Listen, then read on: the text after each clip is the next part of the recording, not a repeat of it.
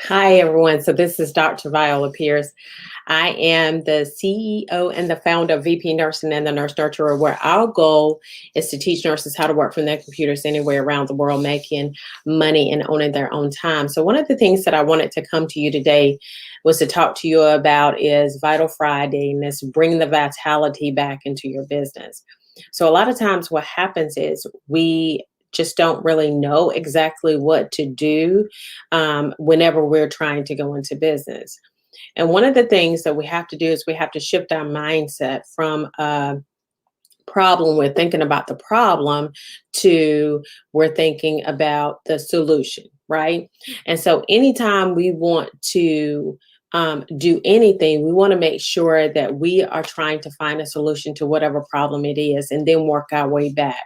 Now, whether it be whatever you want to do, whether it be you want to work in your business so that you can create generational wealth. But even in that, right? Even in that, you still have to solve a problem. So one of the reasons why I went into business was because I wanted to um, just change the face of healthcare as we know it, right? Because are you tired? And I just want to ask this question. Are you tired of the way that healthcare currently is going? Are you burnt out? Or do you have, issues with, just coming to the bedside and having patients that are coming that are super, super sick, and that by the time they get to you, like you're having trouble trying to take care of them because of the fact that, there's many things that were done, many aspects that were done that you just really did not, you can't control, or you thought you couldn't control. But what I found out was whenever the Senator Walsh from Washington State, when she came in and she said that nurses were, off taking their breaks and they were playing cards on their breaks, what I found out during that time, and I knew that we were the largest healthcare profession within healthcare, but what I didn't really realize, because we're kind of like siblings, right? And so sometimes what happens is we are, sometimes we're not necessarily nice to each other, which should never be the case, but it is what it is, right? But what happens sometimes is um, we know that as siblings, we may talk about each other sometimes, which we shouldn't. But however, we may talk about each other, but we're not going to let anybody else talk about us, right? And so I remember when she said that, and I remember the massive, massive response to that. And when I saw that, I said, well, us as nurses can really, really change the face of healthcare as we know it. But it's going to take a collective effort in order to do those things. And so in this Vital Tip Friday, what I'm going to talk about is, your ideas, some business ideas that you can do to start business, because you want to be able to solve a problem, right? And so I'm going to go into the first thing is that you're solving a problem and you're aspiring to make a difference. And that is huge, right? Because you don't want to just come in and solve, a little bitty problem. You want that big audacious goals. Sometimes we get intimidated by that big audacious goal. But the reality is that it's one step at a time, one bite of that elephant at the time. And then we can make a super difference within healthcare as we know it. And so changing the face of healthcare as we know it is how I started out. Like, I started out with the nurse nurturer. And the reason why was because I went through this month where I was literally traumatized by just the healthcare, like the things that were happening within the community. There were so many things that were happening. I was in the emergency department, and I struggled because the emergency department can be daunting at times, right? And the average life of an ER nurse is about 5 years. Well, I had been in there probably for about 13 years at that time. And it was a month where there was things that happened. Like, I had 2 kids that came in. They were a result of GSW, which is gunshot wound, for those of you who don't know. And then I had a kid that came in that, he was a fatality due to his play. It was just a really, really bad month. And what I realized is that we have to be very intuitive, and we have to get back into the community in order to be able to take care of our community. But we can't do that inside the walls of the hospital, inside the walls of, this, whatever organization you are. We have to get outside into the community. And the way that we can do that, leverage that, as well as have a business, do this business model so that it benefits us as well as it benefits our community, because we are solving a problem. Now, are there things that you think that could be done better? So I'm going to tell you.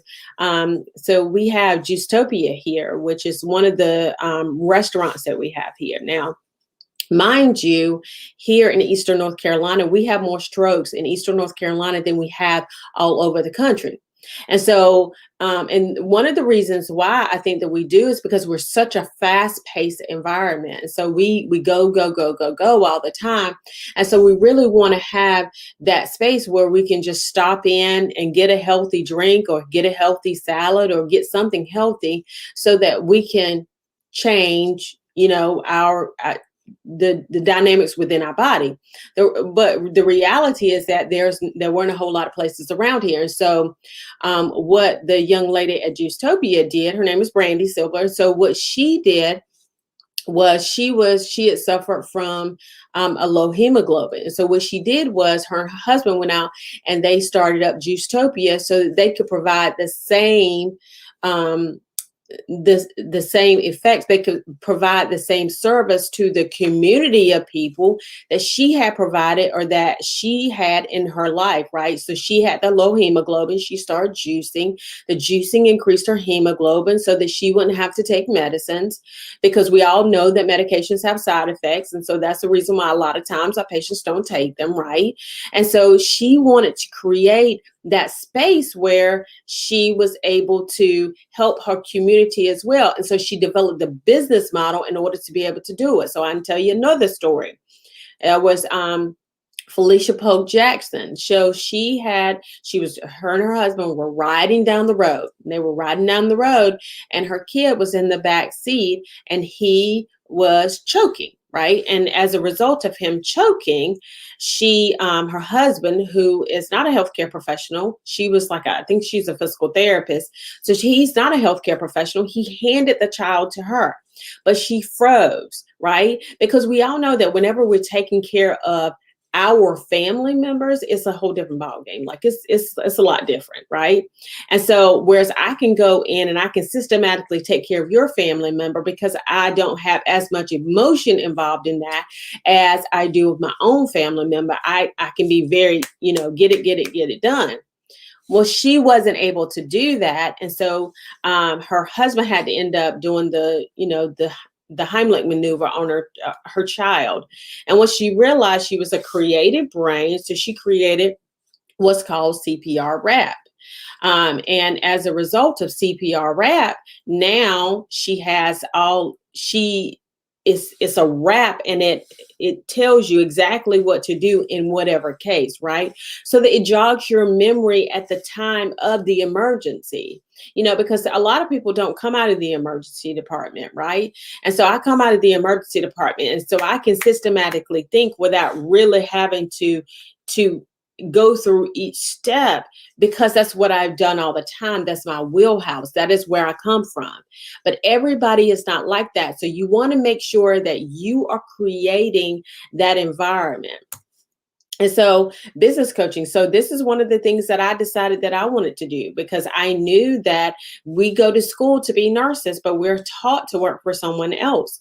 And so I wanted to start business coaching because I wanted to help other nurses understand how to go into business for themselves, how to leverage it, how to see, what to do within their business to make it better, how to strategically place themselves so that they are having maximum impact, and that they are, building a foundation where they can survive and thrive. So, for example, I had a coaching session last night, and one of my one of my clients, she has a book that's coming out.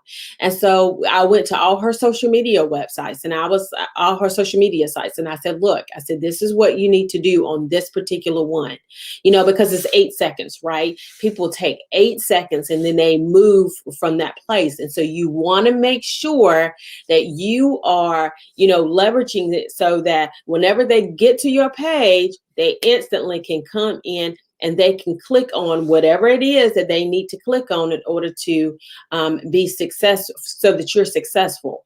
Because you want to make sure that they are able to pull out their credit card, make the payment, so that you are able to have a successful business. Because a lot of times what happens is that people go into business and they never make money. And that is not the deal. You want to go into business to make money. This is not a charity project. It's not what this is. And so you want to be able to do that. Parenting coaching. Now, let me tell you something. I would have loved to have a parenting coach, people to teach me how to, the routine of parenting, some of the things that I, may not have necessarily known out of school, out of those books, because the books are really, really designed for, they're designed to be cookie cutter, right? And, your children are very different. And so those specific ways in which to parent your children, that would have been great for me. Author coach. Now, I'm not an author, but if I ever want to become an author, which I will, when I become an author, I want to make sure that I have someone who's coaching me through that process, because it's not my wheelhouse to just go and write a bunch of words on paper. It's just not my wheelhouse. Like, I'd rather do a video any day. I'm heavy in videos because I love videos. But the reality is that your book is, that gives you authority in that area in which you are in. And so a lot of people write books, and a lot of people write books because they want to tell their story, right? And so, like, I have Tasha Jones, who has Broken Beautiful. I Am Broken Beautiful. She went through a lot of domestic violence in her life. And so she wrote a book based on that. And so, she had a coach to coach her through that to make her more successful. You can do it by yourself. Absolutely. You can self-publish. You can do it all by yourself. But the reality is that if you want to get from point A to point B in a very succinct, short amount of time, you want to be able to do that thing with someone helping you, someone who has already walked that path. Like, if you wanted me to be a author coach, I'd be like, not my wheelhouse, not something I can do. As a business coach, because I have built a business, then I can teach you business coaching, right? But author coaching, not so much. And so that's how you find out, find out, have they ever done it before, right? That's how you pick out your coach. Now, finance coach. Now, my husband and I, we have really good credit scores, and we love, just really going in and just, knocking bills out so that we can become debt free, right? But the reality is that is the thing. You still want to, like, although I can teach you how to be a finance coach, or I can teach you how to build your finances, I can be a finance coach for you. It's not that thing that I would do whether anyone would pay me or not. So that's the second caveat to it, is you want to do the thing that you have done before, you have done it successfully, but you also want to do the thing that, if no one else paid you for it or not, that you can do. And so finance coaching is not something that I would do. However, I know it? Is it within my wheelhouse? Absolutely. But again, you want to be successful because and one of the ways in which you can be successful is really, really understanding what that thing is that you would do whether anybody paid you or not. And so the next is a dating coach. Now, some people, may or may not pay for a dating coach, and they may not think that they need a dating coach. But a lot of times, I for myself would have loved to have a dating coach when I was dating, because I didn't, I wasn't necessarily in that space, that headspace where I understood it. I think that I would have gotten to where I needed to get to a lot sooner had it been for the fact that I understood the whole dynamics of dating, because dating today is much different than it was in 1990, right? When I first started dating. And so understanding the nuances, the differences, like, you have all these apps where you swipe left, you swipe right, all those things, and understanding what you can do in that space. Marriage coaching. Now, and this is the thing too, that whenever you are coaching, right? And see, you don't have to necessarily coach nurses. Of course, we were trying to change the face of healthcare as we know it. So my desire is that you stay within the healthcare profession and that you teach nurses or healthcare professionals how to leverage this. The reality is that whenever you do this, you're saving people money, right? Because getting from point A to point B in a very succinct time changes the game. It gives you the ability, it saves the money. So marriage coaching, okay, because this is a beautiful picture, right? This is a beautiful picture of a lady and her husband at the beginning of their marriage. But we all know that whenever you get into marriage, I mean, there's two people that have come from two different, backgrounds. They're two different people themselves. They have two different experiences, and you put them in the same household. And sometimes that can be very challenging, and marriage can sometimes be very difficult, right? And so having someone there to help you understand how to leverage that, and it saves them money, because if they get divorced, then that's going to cost them money. It's much easier to stay together, although you don't want to stay together if it's not what it is for you. But helping them, think outside the box, stepping outside the box of healthcare so that you are able to leverage healthcare. Because when the nurse comes to the bedside and they're taking care of the patient, you want them to have serious thought as it relates to taking care of that patient, right? Because what happens is a lot of times we don't, it's a lot of times we have all these other things that are ruminating through our minds. And if they have a good marriage at home, if they have a good home life, then they're able to come to the bedside. They're able to take care of the patient in a much more effective and succinct way, right? And so that's what we want to do. We want to make sure that the nurse is able to do that. The nurse, the physician, the physical therapist, whoever the healthcare professional is. And one of the ways that we can do that is if you are good at it. So, this is not something that is within my wheelhouse as well, but this is something that if you have failed at it, and a lot of people say, well, I wouldn't be able to teach you how to do that because I failed at it, right? Like you have had a divorce. I think that those are the people who can teach you marriage better, okay? And the reason why they can teach you marriage better is because they have failed at it. Now, if they're not married currently, I'm not sure how that works, but if they have failed at it and they've been married again and they're successful this time, then they learn from it. I always say that you don't really fail unless you stop. If you stop, then you have failed. And so they didn't stop. They got married again. Once they got married again, they found it successful at that time. So understanding that as well. Career coaching. And so this is huge, huge, huge, right? Because within nursing, you have so many different aspects of nursing, right? And I always tell people, I say you need to really, really go into nursing, because nursing is so diverse. So like you can be, you can be in academia, you can go to, emergency nursing, CCU nursing, you can do OR nursing, but really, really helping the nurse to understand how to be successful within that career of nursing. It is huge, right? And so when you go into emergency department nurses, and I always say that it's very different. When you're taking care of a patient in the emergency department as opposed to taking care of a patient in the CCU, it is a completely different ball game, right? And so although we're both taking care of critical patients, the reality is that it's very our way of thinking and our treatment mode, the way that we not our treatment modalities, but the way that we approach it is completely different, because we are, in the emergency department, a lot of times it's trial by fire, like it's go, go, go, go, go, right? And so in the CCU, it's more of a controlled environment, right? And so what happens is you want to be able to teach whatever nurses, whatever the career they want to go in, teach them how to go in there and to be successful in that career. Like dialysis, for example. So I have Jamisha Rogers, who is one of our dialysis leadership nurses, right? And so she teaches nurses how to, lead in the dialysis arena, right?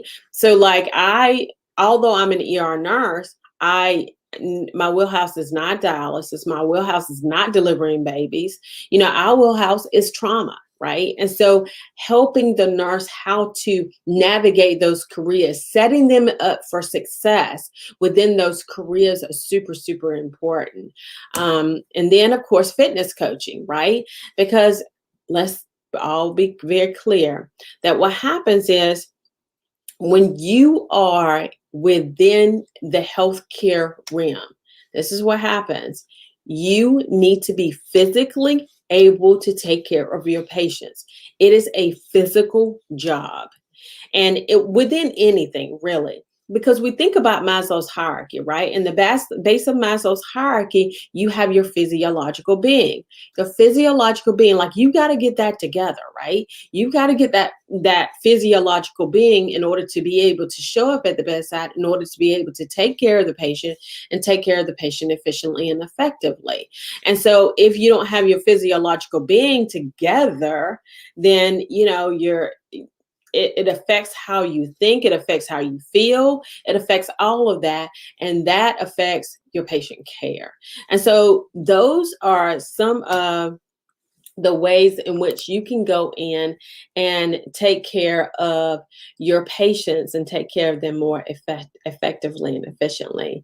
So this is Vital Sign Friday, bringing the vitality back into your business, helping you to understand what to do, some ideas of businesses to start, for you to leverage and for you to be at your amazing self. So you guys have a phenomenal rest of your day.